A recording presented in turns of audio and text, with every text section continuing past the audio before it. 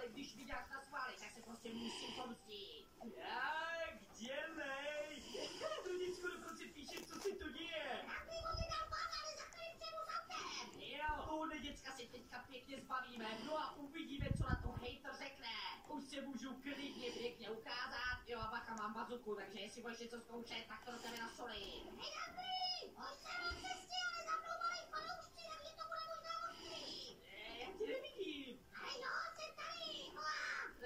Ach jo, hele víš, co já budu řídit. No, asi to tak bude lepší. Jsem tady všechno strazila. Jak jo, teď to máme, co na to říkáš? No dobrý, ale co hejter? Dívejte se na to, my tady máme nové fanoušky. Ej, počkej, co to píše, hejter? No, píšou se tady, nechte to!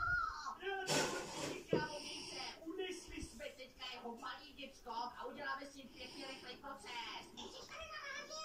Dobrý, čo vyslovám, ale tady kára se špatně ovládá. Nerodíme to děcka. Já teďka už se jenom zbavíme toho děcka a jsme úplně v cílu. No, můžeš ho dropnout. Jo, tady můžeme dát drop player, takže sorry, A je to, normálně tady pravé. Pryč, nechávejte mě tady. jo, tak jo, Jokrosová, můžeš na to šlápnout. A jak ti rychlostí, děcko? Tohle byla brutální pomsta. Uvidíme si u další videa.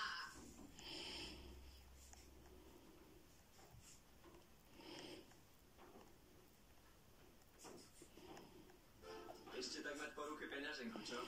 Mám M-Bank. Ten pocit víťazstva, keď prstenom od Nebank zaplatíte aj s plnými rukami nákupu. Toto nie je nový iPhone, ale vyzerá tak, že a voláš o 40% lacnejší. Swapy repasuje iPhony profesionálne. Fungujú ako nové, displej je čistý bez škrabancov a batéria mi vydrží celý deň. Repasované iPhony od swapy.sk. Ako nové a zamejú. Na jungle.cz máme extrémní slevy na megaboxíky a samozřejmě 2 tony dostaneš plišáka zdarma na jungle.cz. Ale čem nechce dneska budeme dělat?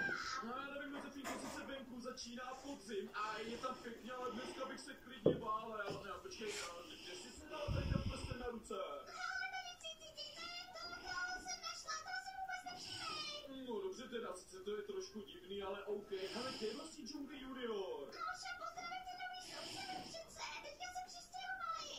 Co, jak nový sousedy? Ty to je přece místo Junglesový mámy, kde jsem já a máma žili v Jungles s mamou.